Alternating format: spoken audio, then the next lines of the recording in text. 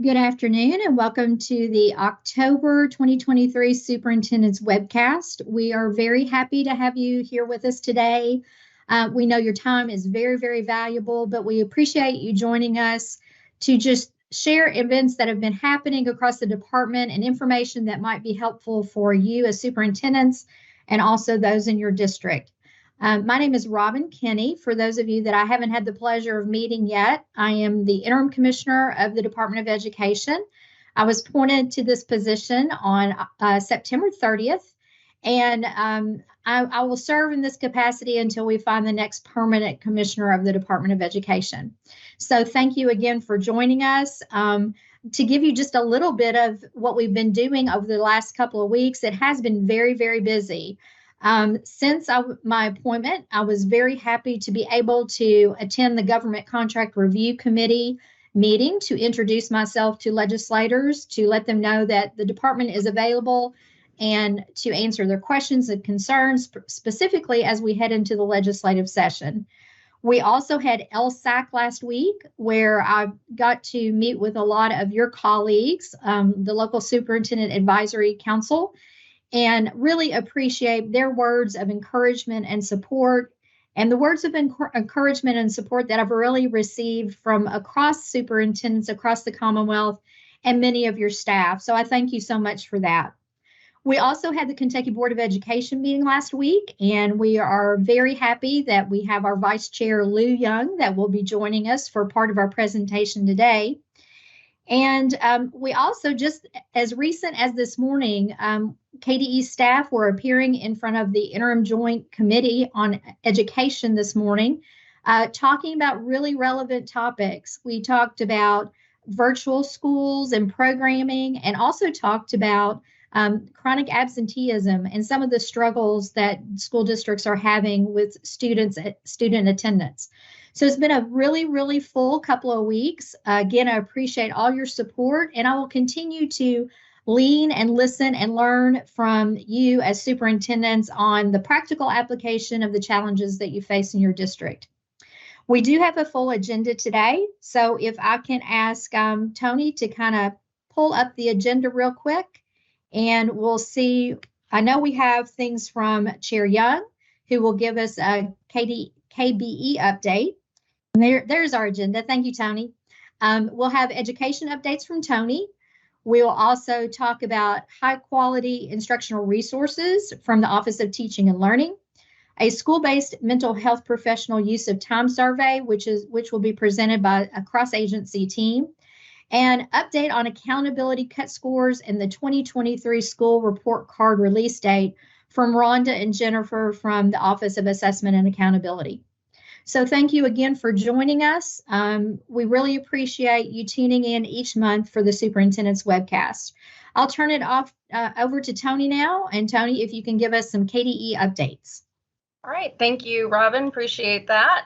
The first thing that we'll do today is just go over some of our competitive grants from the agency that are available. You can see here on this slide that we have a fiscal year 24 Math Achievement Fund mini grant available. Those applications are due here on November 8th. The award amount is $40,000, and also a fiscal year 24 early learning bus grant for $100,000. So their details can be found on this slide and also on our website. If you have any questions, feel free to reach out to us, and we will be happy to answer questions on those grants. Some other ones on this page, including 21st Century Community Learning Centers and the Kentucky Innovative Learning Network travel grant. Jennifer Bryant here in our Department of Education is our contact, and her information there is at the bottom of this slide. Congratulations to our General Counsel and now our one of our Deputy Commissioners, Todd Allen, was named to this dual role this week. He began serving our agency in a new role, on October 16th. He has been with the Department of Education since 2014, and he will serve alongside Dr. Thomas Woods Tucker as a Deputy Commissioner, with the goal of having the agency in the best possible shape for a handoff to the next permanent commissioner. So all of us at the agency have really enjoyed working with Todd. We're really looking forward to working with him and everyone else as we work on this next transition to our next leader. So congratulations to Todd Allen. Also excited to announce that we have selected 10 educators for our new round of our Innovative Learning Network Fellowship Program.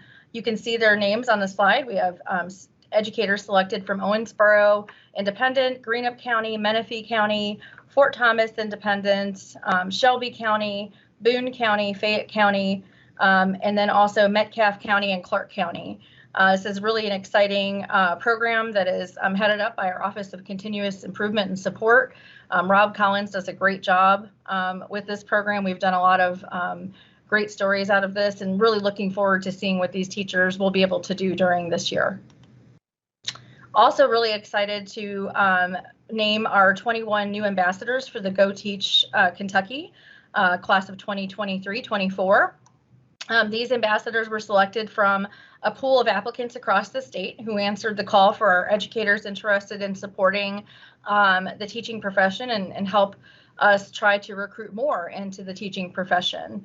I will go ahead, I'm not going to name all of these names, but we have them spread out over the next couple of slides, and they really do represent districts from across the state, and just really proud to have that representation as we reach out and engage with this important group of stakeholders as they help us with this very, very important mission that we have at the Department of Education. We are seeking nominations, or I should say the Board of Education seeking nominations for the 2023 Kevin C. Brown Strategic Priority Award. This is named after Kevin C. Brown, who served KDE in various roles from 2004 to 2018. Most recently, he served as an interim commissioner of education from December of 19 to September of 2020. The board sets the priority award for the award each year. The 2023 award seeks to recognize a school or district who, through policy and practice, makes it a priority to support the successful adoption and implementation of Portrait of a Learner. That is the goal this year. So if you are a district that has really implemented and has been excited about Portrait of a Learner or Portrait of a Graduate opportunities, we'd love to have a nomination submitted online through November 17th. And there's a link that's available on this slide. You can also find it on the Department of Education website, and I believe also on the Kentucky Board of Education page as well. And it seems like a great opportunity to toss over to Dr. Young, if she is on. She may not be on yet, so we may want to come back. We can come back. I don't think she's on yet. Yeah, I'm not seeing her on right now. Okay, we will give me 1 second and let me advance the slides, and we will move on, I think, to the next slide. Give me a second here.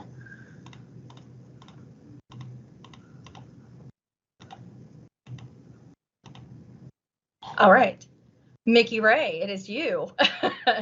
I was just advancing because I didn't want to share the the slides for Lou until she is ready to come on. So I'll go ahead and reshare the agenda here, or should see my screens here. I'm just like whoop whoop whoop. All right, here we go. There you are. Thank you. Thank you so much, Tony. And good afternoon, superintendents. I wanted to draw your attention to a change that was made to KRS 158.305. So this was, I call it the foundational statute as a part of the Read to Succeed Act from Senate Bill 9 of 2022. But during the 23 session, Senate Bill 156 made a change to this statute that has significant district implications. And so I just wanted to bring that to your attention today.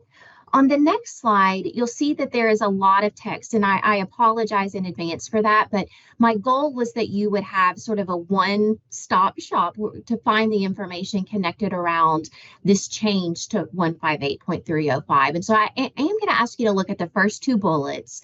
And I have mentioned the fact that the origin of this amendment was in Senate Bill 156 from 2023, but it's related to the adoption and implementation of high-quality instructional resources for K-3 specifically. So I'm going to read that next bullet because it includes all of the key language. It says the law establishes that by July 1, 2024, each superintendent shall adopt a common comprehensive reading program that is determined by the department to be reliable, valid, and aligned to reading and writing standards for kindergarten through grade 3 for all schools or a subset of schools. And so we released legislative guidance following the last session, and I just pulled two of the definitions that were included both in the legislative guidance. You can see comprehensive reading program is actually defined in the statute that establishes the Read to Achieve grant. So I wanted you to have those in place, but what I really want to focus our conversation on is that date, so July 1, 2024. And that may seem like you have plenty of time to make that evaluation and selection of the resource. And just from our pilot participant experiences, I wanted to mention that in reality, February would be a good target deadline for having made the evaluation and selection of your specific resource. March at the absolute latest, and that would allow you to have professional learning supports, curriculum-based professional learning around that new resource for launch and for just the first year, for getting that in place and implemented in year 1 over the course of late spring and the summer itself.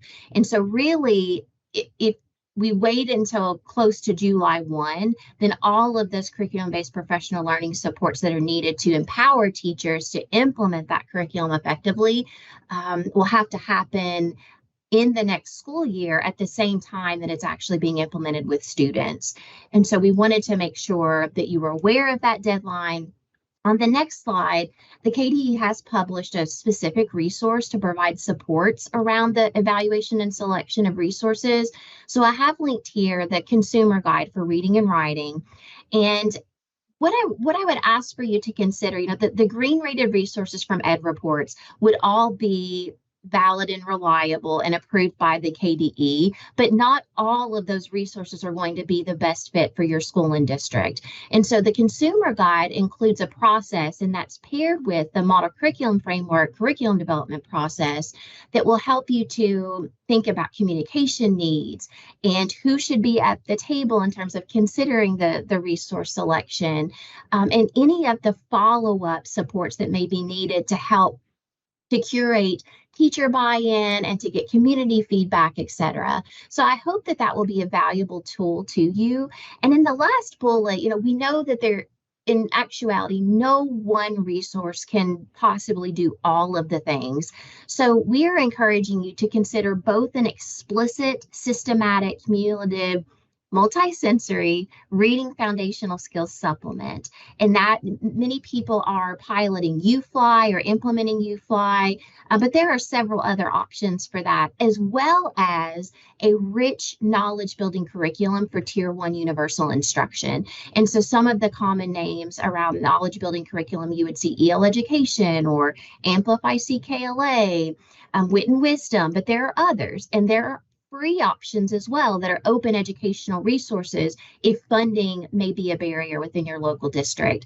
So on the very last slide that I just have my contact information, and there are many people within the Office of Teaching and Learning who are providing supports in this space. Of course, Christy Biggerstaff serves as our Director of Early Literacy, and she navigates the Senate Bill 9 space beautifully. She can provide support, but we also have in our Division of Program Standards multiple people who are supporting our pilot programs in evaluating and selecting curriculum, and then really considering the curriculum-based professional learning supports.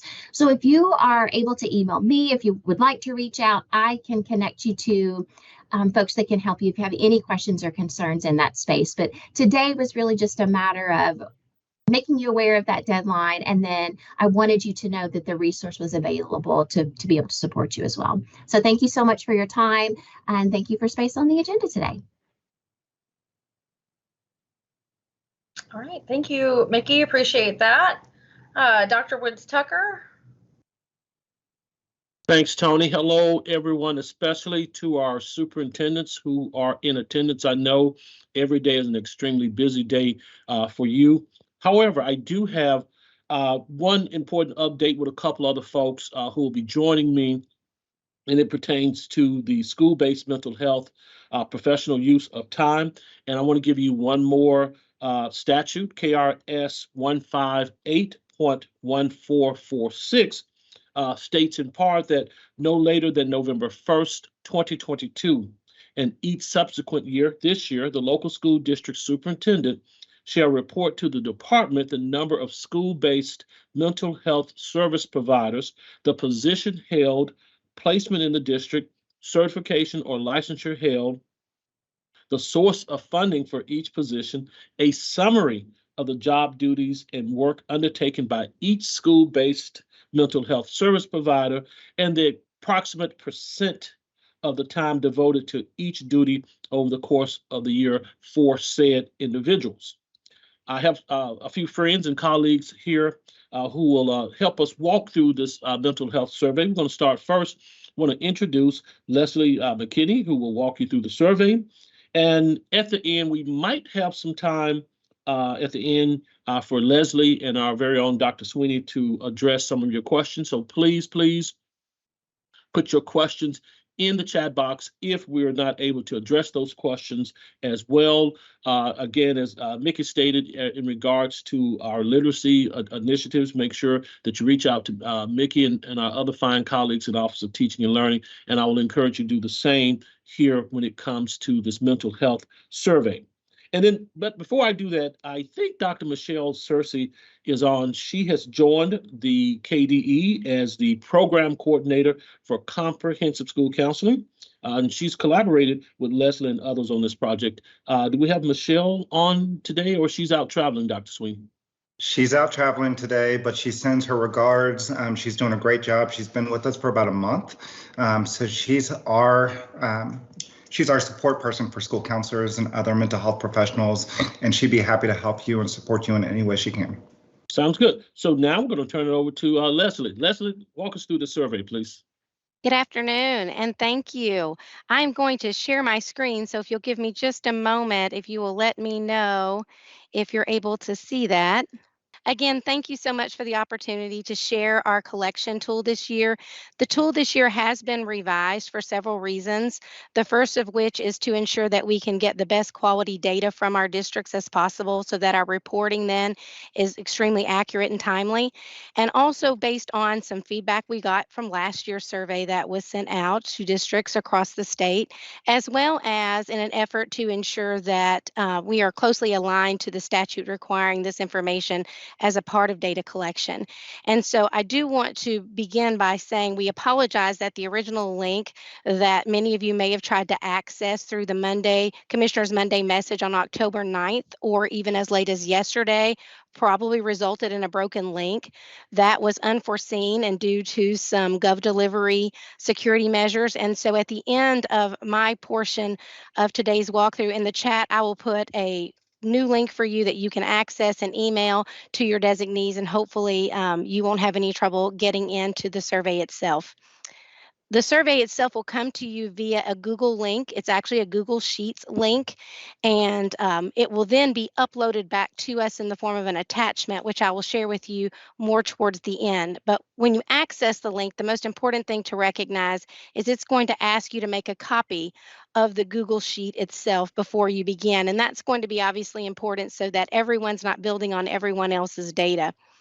When you open up that link and make a copy, you're going to first see a tab that says Read Me First. And we do ask that you just take a moment to read that once you open up this particular file, as it's going to give you the legislation behind the actual data collection that Dr. Woodstucker mentioned. We've included that on, as well as links on the Read Me tab itself, along with some other statutory regulations that might be of interest to you, as well as provided you with some point of contact information via email at the bottom should you encounter programming or technical questions. So this is really just a resource for you to sort of give you some context. Moving right along, I want to take you to the next tab, and I am going to go rather quickly through this presentation because we have built in some features that will provide help, guidance, definitions, and contextual information that will help you in your understanding of how to complete this document. It's built into the actual tool. So I'll really just go fairly quickly through these tabs if you don't mind, to sort of give you an overview of what it's going to be asking and what's going to be required of you in order to meet this particular statute. The next tab just simply asks for just a little bit of information about the person completing this survey. So that could be the superintendent or it could be a designee on behalf of the superintendent. So we do ask that you complete this information so that we have a record of that. It also allows us to know who to get in touch with should we find an error or have a question about your submission. The next two tabs, the subsequent tabs, are simply tabs that will refer you to instructions on how to complete the two required data entry tabs. So you're going to see two instructions tabs. One is going to be specific to how to complete the school counselor tab, which I'm going to walk you through in just a moment. The other is going to take you through instructions as it relates to school-based mental health providers data entry. They are different. They're in the same file, but they have their own unique tabs. So these are just tabs you can refer to as you go through the process if you have a question about what you should be answering and where. I'm going to jump on ahead to the counselor data entry tab, and this is going to look significantly different than last year's information for the reasons that I've already shared. But I want to show you a couple of features in terms of usability and why they are there for you. You're going to notice first and foremost on this counselor tab that if you slide across, the information goes all the way through column A, H, and begins with column A. There are lots of significant drop-down menus built into this system, and really and truly, we did embed those purposefully because last year, unfortunately, we received a lot of data that had some inaccurate information. Either there were typos sometimes, or some folks used acronyms or abbreviations, and so to ensure that we get the cleanest, most accurate data for your district, we decided to drop in a lot of those fields for you so that you can select those. And again, we get cleaner, more systemized data. So initially, again, you'll drop down, you'll be able to choose your district. I have some sample data here that I'm going to show you something with in a moment. But essentially then, if you go across the top, you're going to be, for every counselor in your district, you're going to be filling out a row. A row in Excel is also known as a record. If you have one counselor per school, or I'm sorry, if you have one counselor who only serves one school, they will only have one record in this data collection tool. So for example, Jane Doe exclusively works at this one school. She would just have one row of data. However, many of you may have counselors who serve more than one school. In that instance, you will need a record or a row for every school that they serve. So in this case, on our example, Matt Wiley serves 3 different schools, so his name is in here 3 different times. The reason is, again, in the statute, we have to look at who they serve, how they serve, the percentage of time they serve, levels. And so it is the only way that we can get this level of complexity in our data analysis is by having you enter that. That is not different from the way it was last year. It's just a little bit of a different tool. I do want you to notice that when it comes to column H, where it says percent of time at this school, again, the first example, this teacher worked exclusively at this one school. So we were able to choose, they worked 76 to 100% of their time in that school. The next 3 rows or records are one person. And so obviously, they didn't spend 76% of their time in 2 of the schools and 51 to 75% in another. So this is one of those places where you're going to want to go back and look and say, what is reasonable? How much time are they reasonably spending in each of these schools?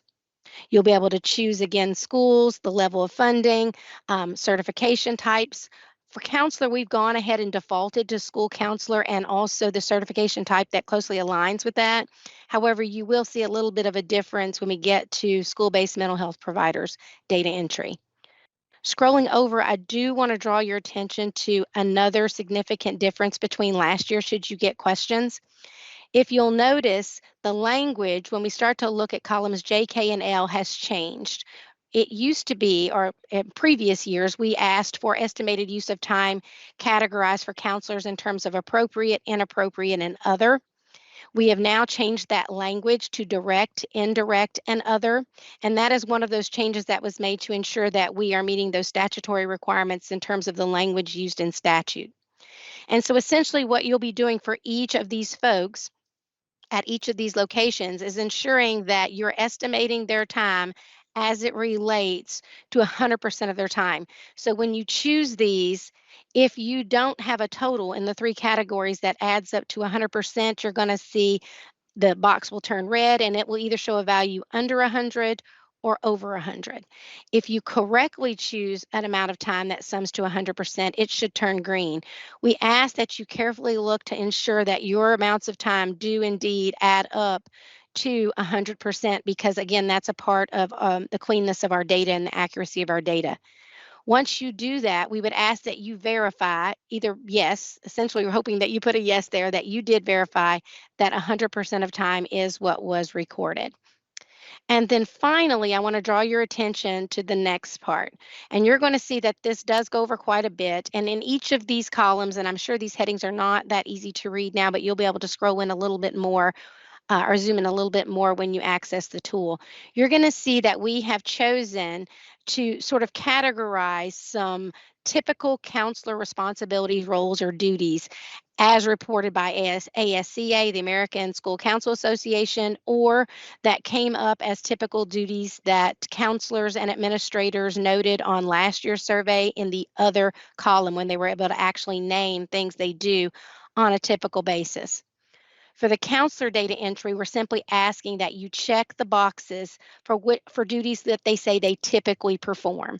You're not at this point ranking which ones they do more or less. You're simply saying yes on a typical basis. And by typical, you could probably consider what do they do on a weekly basis usually, or for a large chunk of their time, you would check those.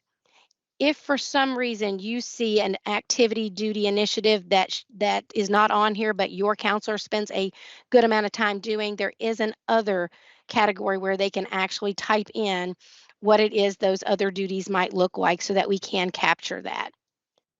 Essentially, this is all that you're doing on this data entry. It is going to be quite a bit of data entry for those larger districts. Again, this is very similar to last year. Unfortunately, with the complexity of putting drop-ins, this tool was the most efficient way to ensure that accuracy. I will give you one last tip, especially for those larger districts. Once you choose the district name at the top, you can click on it and drag it down and it will copy and paste that all the way down to the fields or the rows or records that you have acknowledged there.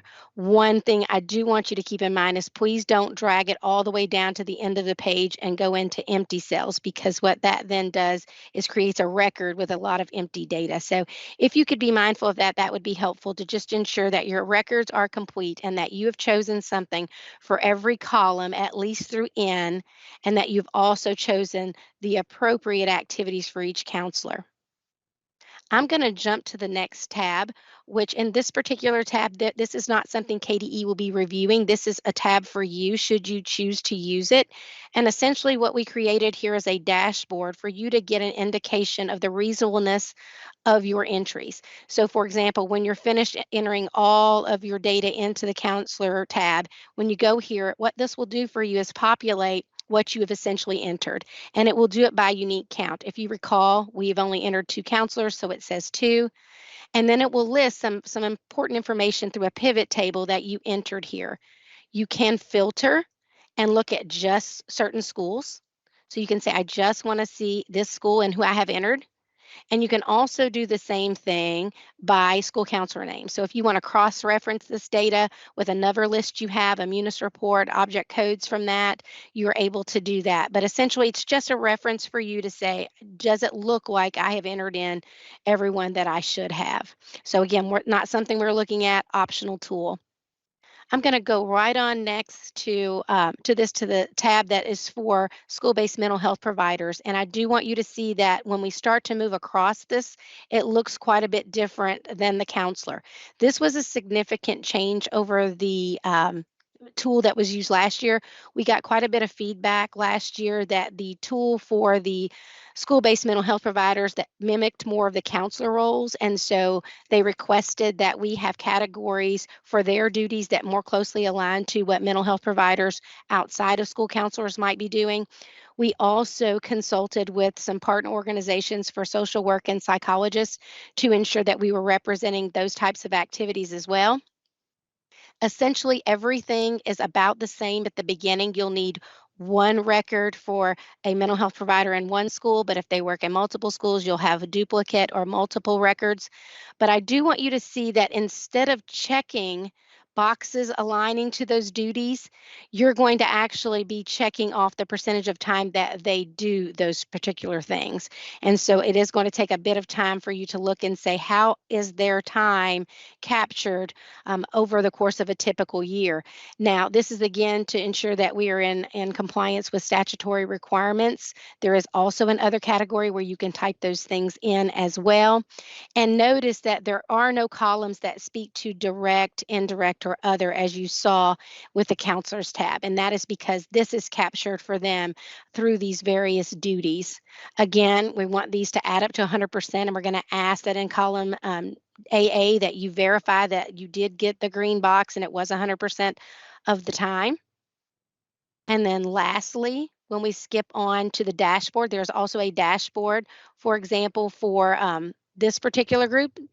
And in this dashboard, you'll notice there are a few more filters. So this could be a handy tool for you if you wanted to say, okay, how many social workers do we have versus psychologists versus other mental health providers? And so you can do some sorting and filtering here as well.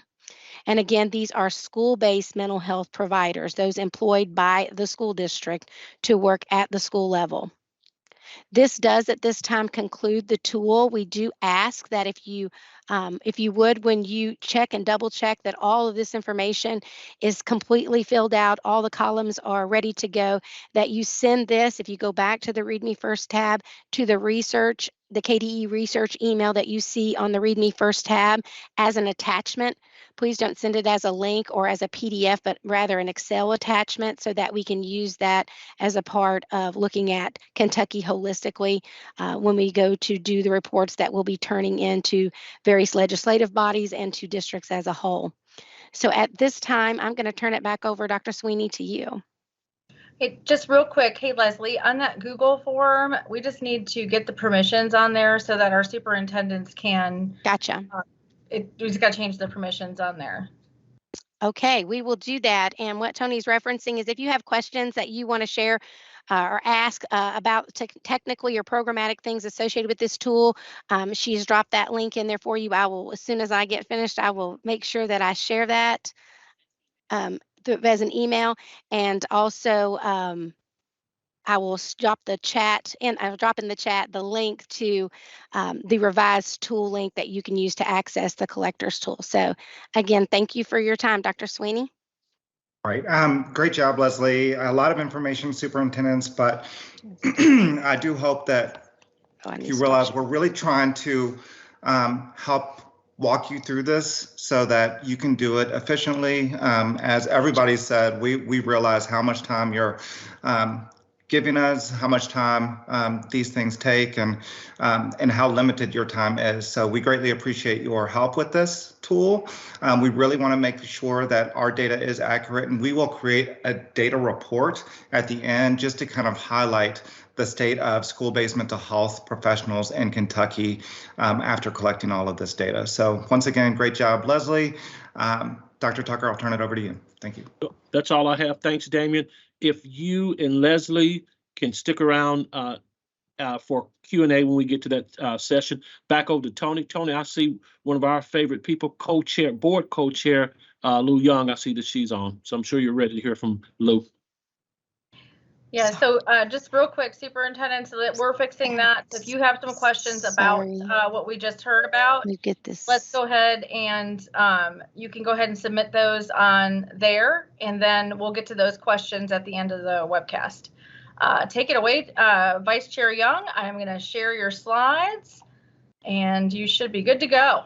Excellent. Thank you so much, Thomas and Tony. Happy to be with you this afternoon, friends and colleagues. So just a quick update on behalf of the board and on behalf of my colleague, Sharon Robinson, board chair. She was unable to make it today, so I was happy to stand in just to tell you about our meeting of last week, October 2023. We met on the 10th and the 11th. On the 10th, we did conduct action item approvals. The first one, amendments to 705 KAR 4:231, which is about aligning Perkins 5 practice that we've been engaging in Kentucky since 2018, aligning that regulation with the current iteration of the Perkins Act at the federal level. Minor changes there, and in fact, Associate Commissioner Hargis assured us that the practice is already underway in your school districts. The second regulation that we addressed is a new regulation. You may recall that there was a new statute in the last General Assembly related to the provision of liability insurance for all certified employees. And so that new statute required this regulation and required the board to promulgate a regulation about the how this additional liability insurance would be provided. So to meet that statutory requirement of July 1, 2024, imposed by that new statute, KRS 161-212, the department had to provide excess liability insurance. So the board did approve with a bit of heartburn the new regs.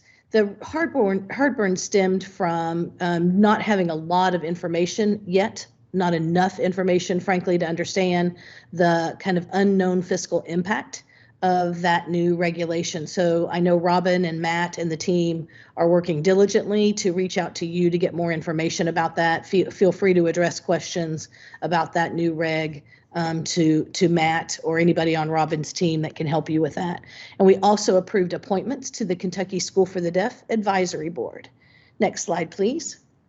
It was also 2 days of a lot of celebration and a lot of confluence of big ideas around meeting the needs of the whole child. So in keeping with the conversation you just heard from the Diversity, Equity, Inclusion, and Belonging team, we really leaned into the whole child at our meeting. So we had an update from Jim Tackett and a couple of board members who work with the statewide Whole School, Whole Community, Whole Child committee. And it was really great to hear how a lot of these wraparound services and interagency supports are coming together across Kentucky to better meet the needs of individual learners across the Commonwealth.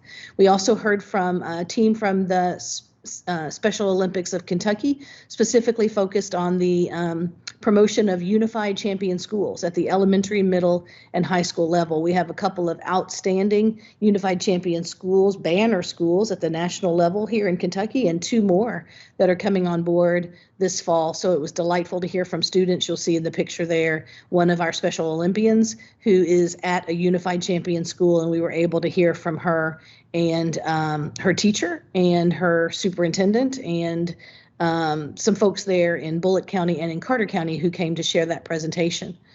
We also heard from Dr. Darnell and his team about some educator preparation efforts focused around early literacy. You may recall that there were some there were some bills back in the spring that focused on improving educator prep around the teaching of early literacy that included additional assessments for pre-service teachers as they move into the profession.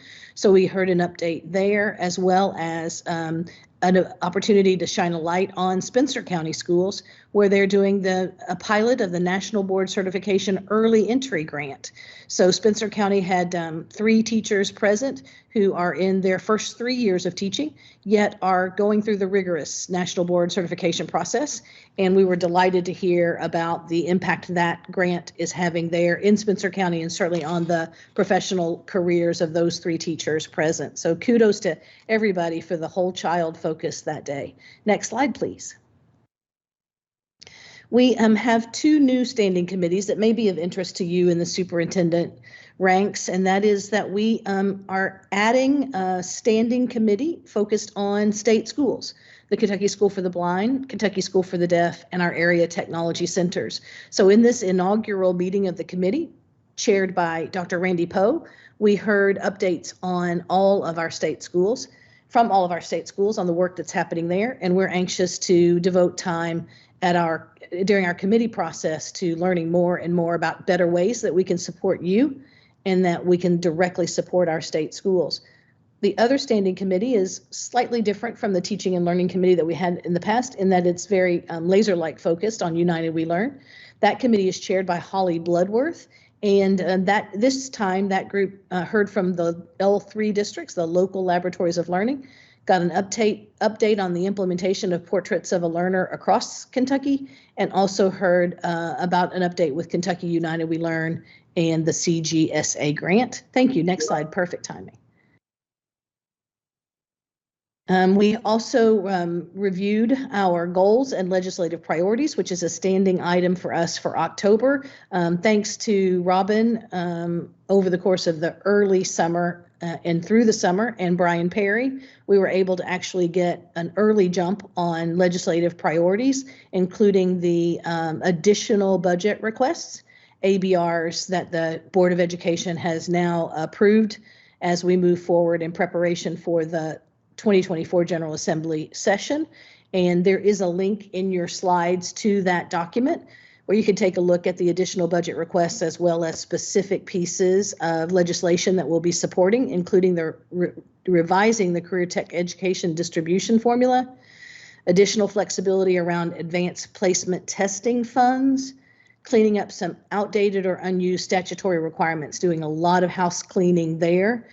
And hopefully that results in more clarity on your side of the policy house, and then codifying House Bill 678, which I know many of you will be delighted to hear, further providing districts with more permanent flexibility around facility processes. Next slide, please. And we concluded our time with some more celebration. Two big award winners for the 2023 Kelly Award. This is the standing award that the Board of Education offers to business and education partners. And this year's winners in partnership with Clark County Schools is Bluegrass Community Health Center, and in partnership with Beechwood Independent Schools, Keith Schneider, president of Square One. And so you can see all of our recipients there with Robin in that photo. And again, it was just delightful to hear about these deep, strong, long-lasting partnerships that have begun and are underway in support of those two districts. So thank you so much to the nominators there. Next slide, please. Last one, you'll be happy to know, we meet again in December. Our regular December meeting will take place on the 6th and 7th, also back at the Sauer Building this time. You can always reach out to me or Sharon if you need us, lu.young@education.ky.gov. Happy to respond to that. I also know that Tony's got a document going with any questions that you may have. So thanks so much for your time. All right there. Thanks, Chair, Vice Chair, or Co-Chair Young. I think that we are then going to switch over. So just give me a second to juggle these slides back to our OAA slides. Give me a moment here.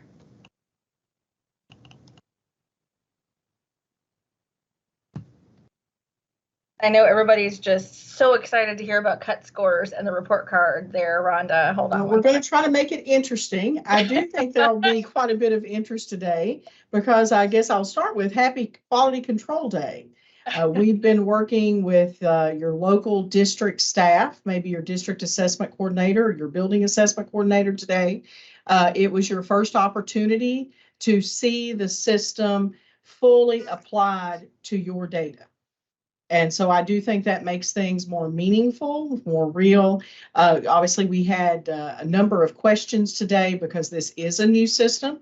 It's the first full implementation. So we want to remind you of a couple of key things, and then I'm going to transition over to Jennifer Stafford on my team, and she's going to walk you through a little bit of look of the school report card, and then we'll be available also for those questions coming in as well here at the end. So if you want to go ahead and advance for us, Tony. Let's just remind of where this system originated. Actually, it is reflected in KRS, and you can see the code number there. It really passed in legislation in February of 2020, literally right before we went into COVID shutdown. And it has taken us until this time in 2023 to fully get the system implemented, because the status, which is a piece of it, is your current year performance, but we also have to focus on change. And change is defined as the difference between the prior year and the current year. So we had to have 2 years of data on the same scale in order to calculate change. So you can see the list of 6 indicators. And we always use the term, this is an exclusive list, and the law uses that term. That means we don't take from the list and we don't add to the list.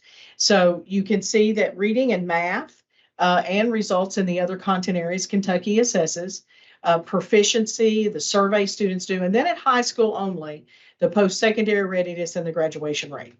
So most of these things are not at all unfamiliar to you. Then there's an overall performance, and that's everything that your school might have. We occasionally have a configured school that is missing a piece of data. A number of our districts do not have an adequate number of students for English language proficiency. And we remove that weight and redistribute it mathematically and proportionally to what you do have. So as we move to the next slide, let's remind ourselves of where does status come from. Status is what we've always done in Kentucky. How did you score in the current year on the pieces of the system?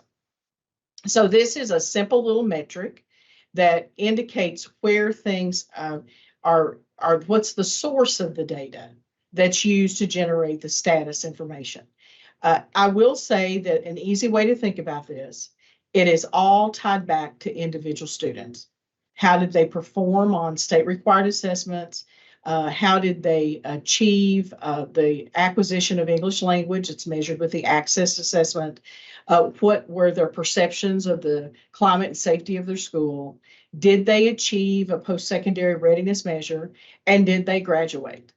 Either in a 4 or 5 year cohort. So it all goes back to your individual student data, which I'll remind you, you've had really in place since early August. So I know people are looking and working at that data, and we had some cleanup in early August as well. So as we move to and I will mention one other thing before we move to change, the scales of these particular pieces vary. So for example, the scale for graduation and for the safety climate survey is 0 to 100. The assessment results can go from 0 to 125, and post-secondary, because there is a bonus for high demand, can go from 0 to 125. English learners 0 to 140. So we're talking here about scores, and I want to remind you, scores are numbers, and Jennifer's going to highlight some other words you're seeing in the system in just a moment. But where is the source of those scores? So status is most what you're familiar with. We've done it every year for many years. But let's go to the new element, and that is change. So that's our next slide. Change is defined in legislation as looking at your current year status and then comparing it to the prior year status. And then that equals your change score. Now, keep in mind, we make that one simple mathematical calculation that you can do with a calculator or a piece of paper at your desk. And then the prior year goes away. We don't look at it ever again in generating this year's results. It's only that first mathematical formula to do change, to get the change score. We all know that movement is not always forward and positive. So you can have change that is a negative number. If your current year status and your prior year was reversed, that you did better in the prior year. So that's just another piece to keep in mind. So the complication in this system really comes into play when you put status and change together at the indicator level. So let's go to the next slide on indicators. The way the system and the data you've seen today is doing this is a simple addition. We're taking the current year, we're adding your change score. Again, it could be a negative number, and that yields an indicator score. Now, legislation talks about them being equally contributing and weighting. We really could not do a simple mathematical average because the scales are too different in these two formulas. Status, I've just indicated, runs anywhere from 0 up to 140. Change, however, looks at something like a -7 to a +7, or a -12 to a +13. If you put those together in just a simple, straight average formula, the results you would yield would not be intuitive to the systems we've had. For example, if we did something for state reporting of graduation rate, if you have 98 graduation rate, you went up by, let's say 97, you went up by 1 to 98. But if we added those together and divided by 2, you're in the 40s. And everyone would be saying, why is my graduation rate in the 40s? And we'd still have to report it in the typical way to the federal level.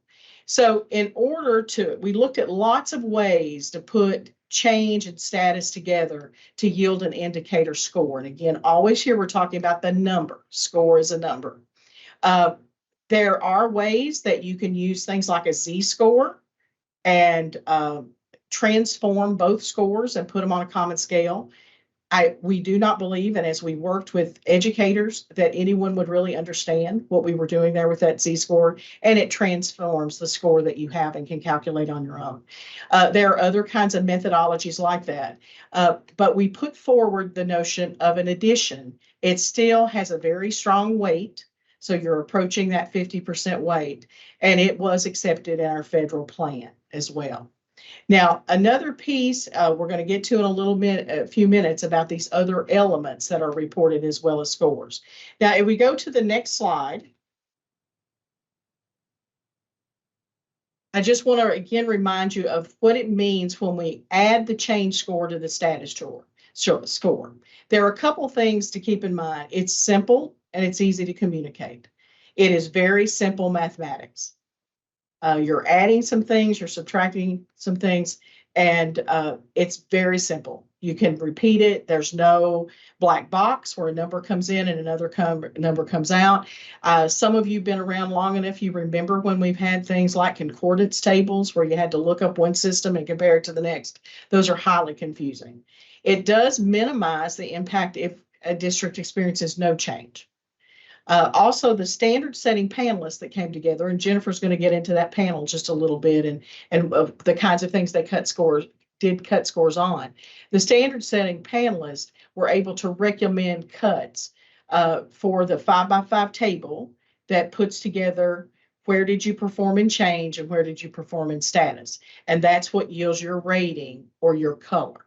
So rating is always a color. This also allows a reasonable combining of status and change. It also allows the numbers to exist, the scores, because for federal purposes, we have to be able to identify the bottom 5%.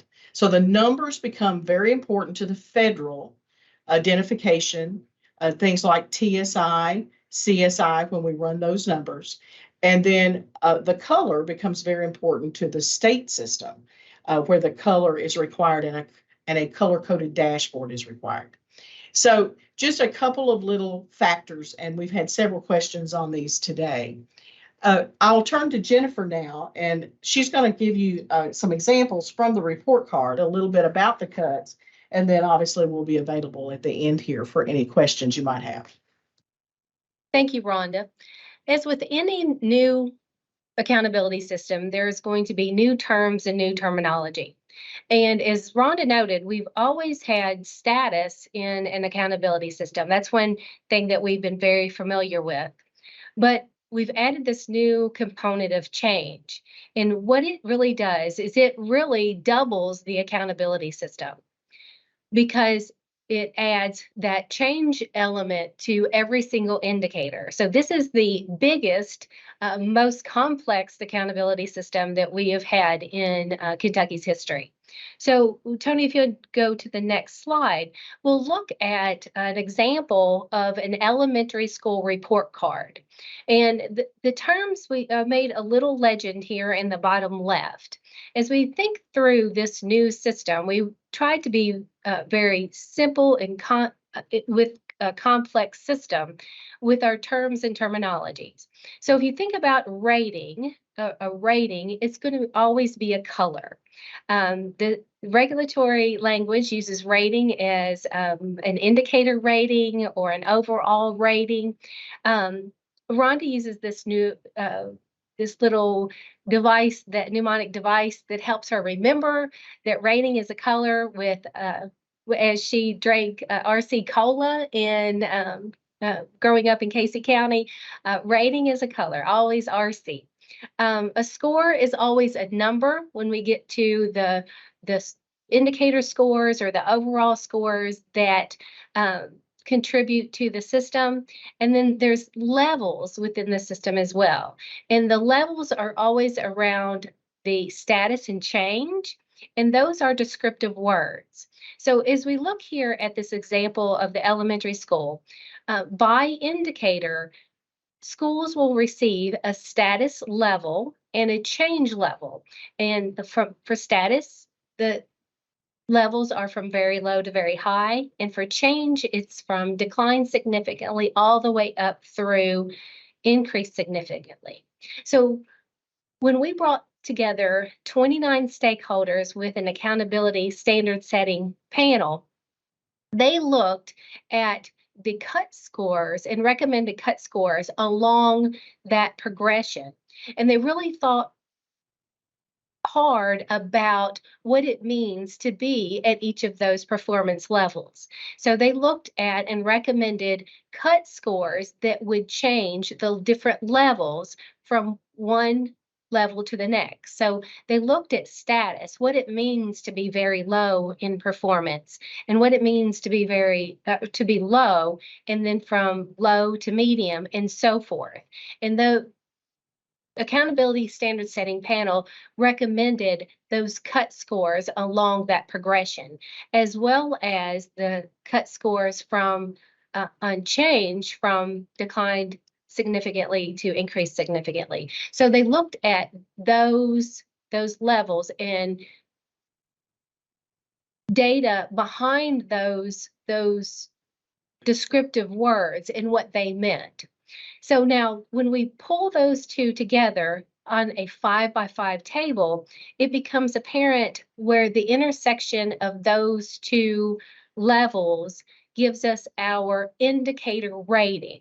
Now it's separate from the scores. So the scores that Rhonda just described how to get to that indicator score is separate from the rating, because the rating is determined by the intersection of those levels from that 5x5 table that was approved by the Kentucky Board of Education as the system was developed. So the real information on the accountability system comes from the intersection of those two levels of status and change, and how the school got to the color rating in that indicator. And then once we have all of those indicator scores, those indicator ratings, then the overall score is calculated based on the indicator scores. And the accountability standard setting panel looked at those range of scores and recommended cut scores along the line of those overall scores. So they really had an incredible task of looking at what it means to be at each of those different levels on the accountability overall scores. And they really thought long and hard about what it means to be at those different cut scores, because these cut scores are supposed to remain in place for 6 years. And they really had that responsibility on them as they were thinking through maintaining this system for that long. So without any changes to statute or to the accountability system, these accountability cut scores should remain in place for 6 years. Now, if we can go to the next slide.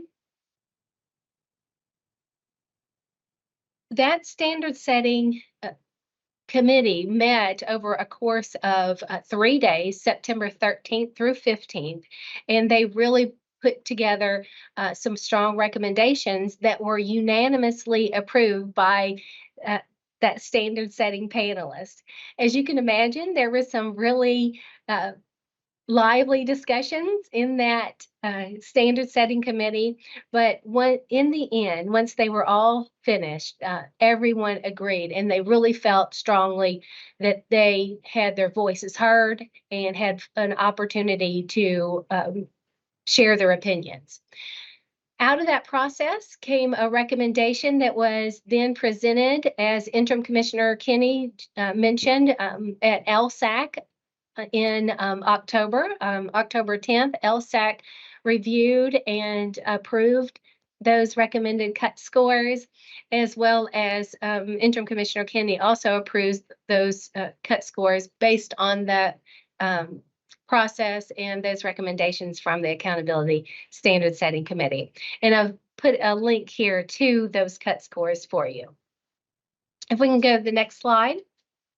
So as your district assessment coordinators, and hopefully you as superintendent have had the opportunity at this point to review some of the preliminary data here on QC Day.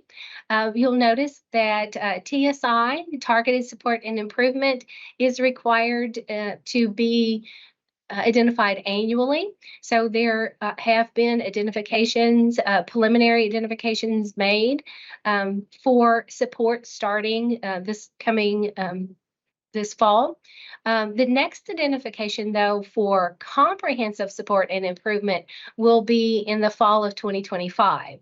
So the system has to be completely run to identify where that cut is for bottom 5%, even though we're not identifying this year, because we have to have that cut so that we know if schools who were previously identified as comprehensive support and improvement exited, or if schools that were previously identified for targeted support and improvement also was exited or newly identified.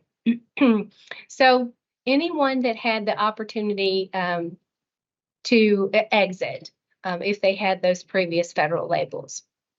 And there was a little bit more information shared about those federal classifications in a back to school training that's also linked here for you on the page. So as we move to the next slide, let's look at the next steps after our quality control day. This is the full reporting timeline. As Rhonda mentioned earlier, we had a fall data review in August where individual student changes to demographic accountability data was able to be identified, corrected if it needed to be. The standard setting committee met in September that I just mentioned. The special LSAC meeting took place on October 10th, and here we are on QC Day.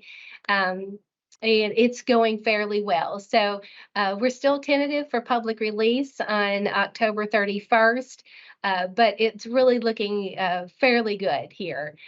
As we go to the next slide, we'll get into a little bit more detail about the timing of that public release. We're planning for districts to see updated accountability data on October 30th. We'll open the school report card to districts at 8 a.m. Open it that same day at noon to working media, those that have signed the embargo for media. And then at that point, that's when you will want to work with your local media to begin to talk about and answer their questions about the performance of your schools in your district. At that point, then you'll be able to work with them through the rest of the day on October 30th, and then Tuesday, October 31st, the school report card will be released at 10 p.m. So the embargo will be lifted at 9:59 on the 31st, with the public report card, school report card, going live on October 31st. After that public release, there is a 10-day, what we call the 10-day regulatory review period, where individual student changes can be made again, and that will be from November 1st through November 13th. The 10 days ends during a weekend, so we push that to the following Monday. So individual changes will be able to be made through the 13th. There are finally just a few resources on the next slide that are pretty high level, gives it accountability at a glance. And then some training, some PowerPoints, some videos that our office and division have released. And that comprehensive overview document has a lot of information because it's a new system. We try to put a lot of detail into that. There is a calculator where our district assessment coordinators can determine some scenarios and work through some different scenarios. Those are the ones that are currently available. There will be other public release resources coming soon to your district assessment coordinator as well. So we'll work with your DAC to support them in the communication of the new accountability system. So at this point, I'll turn it back over to Tony. Yeah, so I just wanted to add a couple of little just things from a communication standpoint, just for our superintendent's awareness, because I know sometimes that you all will work with your local media as well to help them understand the report card and some of the changes. So we will be, again, I just want to first emphasize that we did have the word tentative on there. So this is all tentative. As long as everything goes well with the quality control and everything seems to go along well, I'd say at this point, unless something really unexpected happens, we are really planning for that public release to take place at 10 p.m. on October 31st. So between now and October 31st, there's a lot to be done, but I think we feel pretty confident about that. We are going to have, we are scheduled to have media availability with Interim Commissioner Robin Kinney, and then also some of our assessment folks and people who have different parts of the report card that we think are of interest. And we're going to have that tentatively scheduled for 1 p.m. on the 31st. Any information that we provide will be embargoed. That'll be, and this is members of the working media. So I know that sometimes you all have additional opportunities. I just wanted to give you that time so that you knew what time we were providing that information to media. It'll be probably from 1 to like 1:40 p.m. Eastern time on the 31st. And again, any information that is obtained during that time will be embargoed until that 10 p.m. period time. Additional resources that will be provided that Jennifer mentioned is that briefing packet that's really valuable. It's multi pages, many pages. That's very useful, and that will be provided in full context this year as well. And I just wanted to add those 2 points because I thought that was helpful. So anything else, I'll go over to the Q&A and see if there's any questions. But I think that's all I have.